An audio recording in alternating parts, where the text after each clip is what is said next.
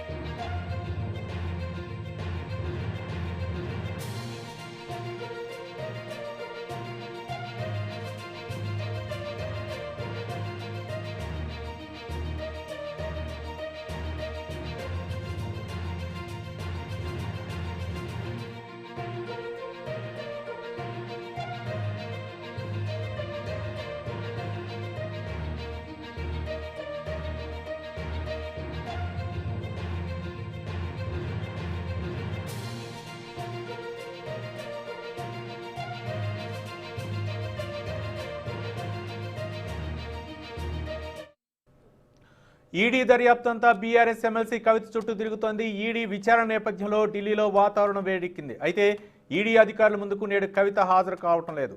సుప్రీంకోర్టులో పిటిషన్ విచారణ ఉందని, తాను హాజరు కాలేనని కవిత తెలిపారు. అయితే కవిత విజ్ఞప్తిని ఈడీ అంగీకరించలేదు.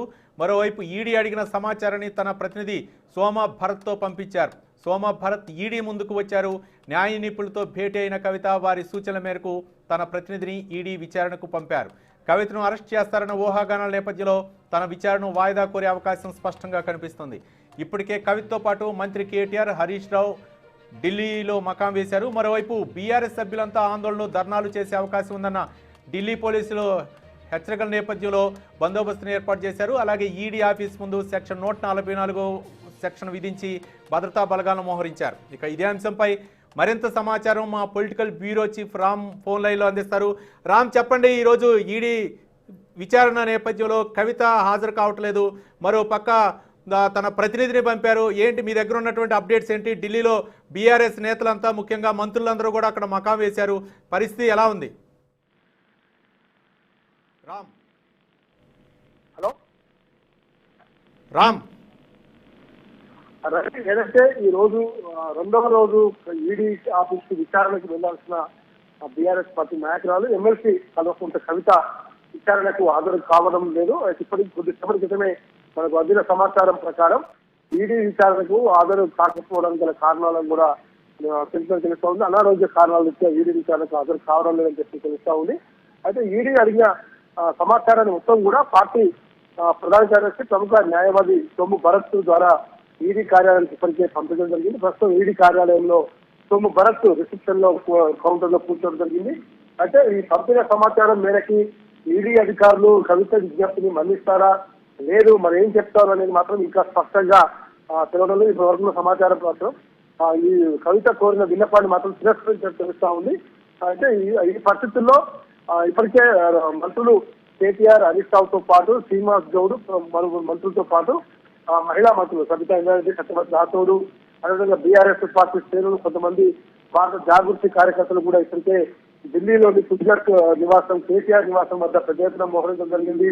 అటు ఈడీ కార్యాలయం వద్ద కూడా కేంద్ర బలగాలతో పాటు ఢిల్లీ పోలీస్ యంత్రాంగం కూడా ఉంది. తర్వాత కేసీఆర్ నివాసం వద్ద కూడా ఎలాంటి ఆందోళన జరగకుండా పెద్ద ఎత్తున పోలీస్ బలగాలు.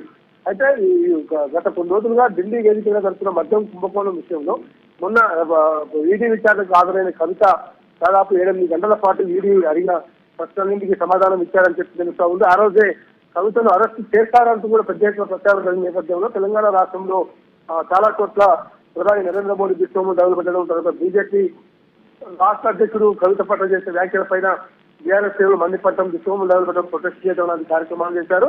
ఢిల్లీలో కూడా దిశతో పాటు నరేంద్ర మోడీ వ్యతిరేకంగా కూడా పెద్ద ఎత్తున ఆందోళన చేశారు.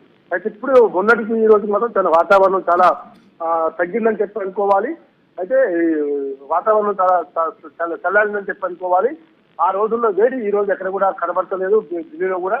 అయితే ఎప్పటికప్పుడు ముఖ్యమంత్రి కేసీఆర్ మాత్రం ఢిల్లీ పరిణామాలను ఎప్పటికప్పుడు ప్రగతి భవన్ నుంచి పరిశీలిస్తున్నారని తెలుస్తా ఉంది. ఇప్పటికే సంబంధిత న్యాయవాదులతో పాటు ఇంకా సీనియర్ న్యాయవాదులతో కూడా ఆయన అడిగి తెలుసుకున్నది తెలుస్తా ఉంది. ఢిల్లీలో మాత్రం ఇంకా న్యాయ నిపుణులతో పాటు ఇతర ముఖ్యమైన శాఖల అధికారులతో కూడా కవిత సంప్రదింపులు జరుపుకొని తెలుస్తా ఉంది. ఏదేమైనా ఈ రోజు విచారణకు రాను అని చెప్పి ఏదైతే ఈడీకి సమాచారాన్ని పంపిందో దాంతో పాటు సమాచారాన్ని కూడా పంపిందో ఆ విజ్ఞప్తిని మళ్ళిస్తారా తిరస్కరిస్తారని కాసేపట్లో తెలియాల్సింది. Ravi. Right, thank you Ram.